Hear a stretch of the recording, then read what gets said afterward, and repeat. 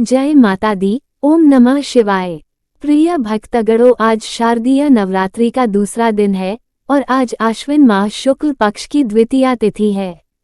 नवरात्र के दूसरे दिन मां ब्रह्मचारिणी की पूजा अर्चना का विधान है।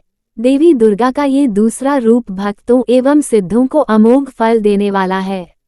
देवी ब्रह्मचारिणी की उपासना से तप, त्याग, वैराग्य, सदाचार, संयम की वृद्धि होती है। मां ब्रह्मचारिणी की कृपा से मनुष्य को सर्वत्र सिद्धि और विजय की प्राप्ति होती है तथा जीवन की अनेक समस्याओं एवं परेशानियों का नाश होता है। तो आज मैं सुनाने जा रही हूँ शारदीय नवरात्रि में सुनी जाने वाली मां ब्रह्मचारिणी की बड़ी ही दुर्लभ तथा पौराणिक कथा। तो आप सभी इन कथाओं को बड़ी श्रद्धा तथा प्रसन्नचित मन से सुनिएगा। देवी ब्रह्मचारिणी का स्वरूप पूर्ण ज्योतिमय एवं अत्यंत भव्य है। मां दुर्गा की 9 शक्तियों में से द्वितीय शक्ति देवी ब्रह्मचारिणी का है। ब्रह्म का अर्थ है तपस्या और चारिणी यानी आचरण करने वाली, अर्थात तप का आचरण करने वाली मां ब्रह्मचारिणी। ये देवी शांत और निमग्न होकर तप में लीन है। मुख पर कठोर तपस्या के कारण तेज और कांति का ऐसा अनूठा संगम है जो तीनों लोकों को उजागर कर रहा है। देवी ब्रह्मचारिणी के दाहिने हाथ में अक्षमाला है और बाएं हाथ में कमंडल होता है। देवी ब्रह्मचारिणी साक्षात ब्रह्म का स्वरूप हैं, अर्थात तपस्या का मूर्तिमान रूप हैं। इस देवी के कई अन्य नाम हैं जैसे तपश्चारिणी, अपर्णा और उमा। मां ब्रह्मचारिणी ने अपने पूर्व जन्म में राजा हिमालय के घर पुत्री रूप में लिया था। तब देवर्षि नारद के उपदेश से इन्होंने भगवान शंकर को अपने पति रूप में प्राप्त करने के लिए अत्यंत कठिन तपस्या की थी। इस दुष्कर तपस्या के कारण इन्हें तपश्चारिणी अर्थात ब्रह्मचारिणी नाम से अभिहित किया गया।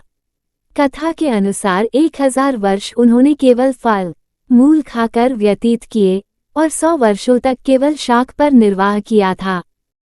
कुछ दिनों तक कठिन उपवास रखते हुए देवी ने खुले आकाश के नीचे वर्षा और धूप के भयानक कष्ट भी सहे। कई हजार वर्षों की इस कठिन तपस्या के कारण ब्रह्मचारिणी देवी का शरीर एकदम क्षीण हो उठा।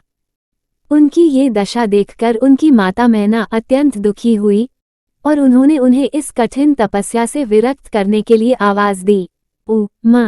तब से देवी ब्रह्मचारिणी का एक नाम उमा भी पड़ गया। उनकी इस तपस्या से तीनों लोकों में हाहाकार मच गया। देवता, ऋषि, सिद्धगण, मुनि सभी देवी ब्रह्मचारिणी की इस तपस्या को अभूतपूर्व पुण्यकृत्य बताते हुए उनकी सराहना करने लगे। अंत में पितामह ब्रह्मा जी ने आकाशवाणी के द्वारा उन्हें संबोधित करते हुए प्रसन्न स्वर में कहा, देवी, आज तक किसी ने ऐसी कठोर तपस्या नहीं की जैसी तुमने की है। तुम्हारे इस कृत्य की चारों ओर सराहना हो रही है। तुम्हारी मनोकामना सर्वतभावन परिपूर्ण होगी। भगवान चंद्रमौली शिवजी तुम्हें पति रूप में प्राप्त अवश्य होंगे। अब तुम तपस्या से विरत होकर घर लौट जाओ। शीघ्र ही तुम्हारे पिता तुम्हें बुलाने आ रहे हैं। इसके बाद माता घर लौट आई और कुछ दिनों बाद ब्रह्मा के लेख के अनुसार उनका विवाह महादेव शिव के साथ हो गया। मां दुर्गा का ये दूसरा स्वरूप भक्तों को अत्यंत फल देने वाला है। एक बार प्रेम से बोलिए माता ब्रह्मचारिणी की जय। जय मां शारदा, जय मां भवानी। अपने सभी भक्तों का दुख दूर करो मां। जय माता दी। ओम नमः शिवाय। देवी ब्रह्मचारिणी जी की पूजा का विधान इस प्रकार है। सर्वप्रथम आपने जिन देवी देवताओं एवं गणों व योगिनियों को कलश में आमंत्रित किया है उनकी फूल, अक्षत, रोली, चंदन से पूजा करें। उन्हें दूध, दही, शर्करा, घृत व मधु से स्नान कराएं और देवी को जो कुछ भी प्रसाद अर्पित कर रहे हैं उसमें से एक अंश इन्हें भी अर्पण करें। प्रसाद के पश्चात आचमन और फिर पान, सुपारी भेंट कर इनकी प्रदक्षिणा करें। कलश देवता की पूजा के पश्चात इसी प्रकार नवग्रह, दशदिपाल, नगर देवता, ग्राम देवता की पूजा करें। इनकी पूजा के पश्चात माता ब्रह्मचारिणी की पूजा करें। देवी की पूजा करते समय सबसे पहले हाथों में एक फूल लेकर प्रार्थना करें।